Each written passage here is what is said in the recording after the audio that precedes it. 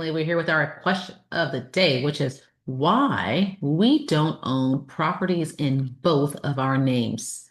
So the question was, Chris and Alan, we heard that you all do not own real estate in both of your names. One, is it true? And then two, if it is, why is that the case? Well, it's only if it's necessary.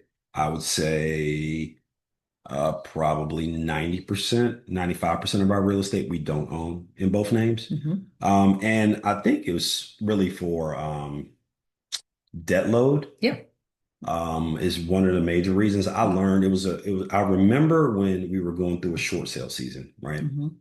And there was a house that was in one of the spouses' names and Yeah. they had to short sale it. Yep. And I just vividly remember like one spouse having really solid credit because they weren't on it and Hmm. being able to take advantage of a market that was pulling back. So Yeah. they had this house that was pulling them down, but they were able to enter into a market where they could reset. And I was like, hold up, that is a smart way to buy all real estate is to put one in one name and one in Mhm. the other.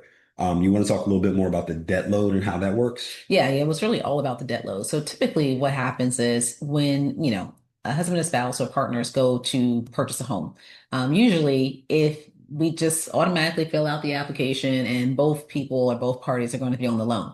But that's not necessarily needed, right? So if only one income is needed to support that loan, that's the direction you should go because if you put both names on the loan, when your credit report is pulled, that $500,000 loan is on your credit report, Mhm. and then that $500,000 loan is on your partner's credit report. So as you guys want to acquire more debt or take on more debt for other things, then that is pulling you both down on both reports. Whereas if you just had it in one name, one person would have $500,000 worth of debt on their credit report and the other would not. So it's just one of those things where you don't get, I won't call it penalized, but it almost feels like a double penalty when you both have the same asset tearing, breaking down your credit. So it's just one of those things where you want to allocate and separate that debt load so you can get additional credit. Yeah. And there are people are like, well, I want my name on both of the houses. Well, look, man, like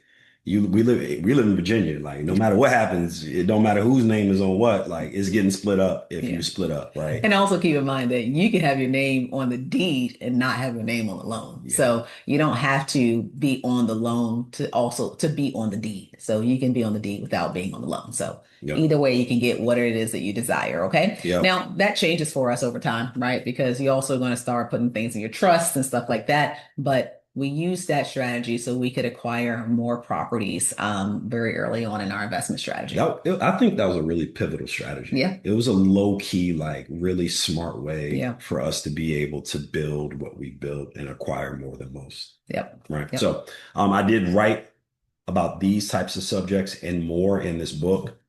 This cool Amazon best-selling book, right? That I wrote. And you guys should read it, right? It's a lot of tips, there's a lot of wisdoms that are there. And I'm a firm believer that if you don't know, you got resources, Yep. right? There's no excuse for you not to know and make smart real estate decisions when you got friends like Crystal and myself Yep. that can give you the game that was given to us, and we're just passing it on to you guys. Absolutely. So, with that being said, You have the dream. and we have the address. We'll see you guys soon. See you soon.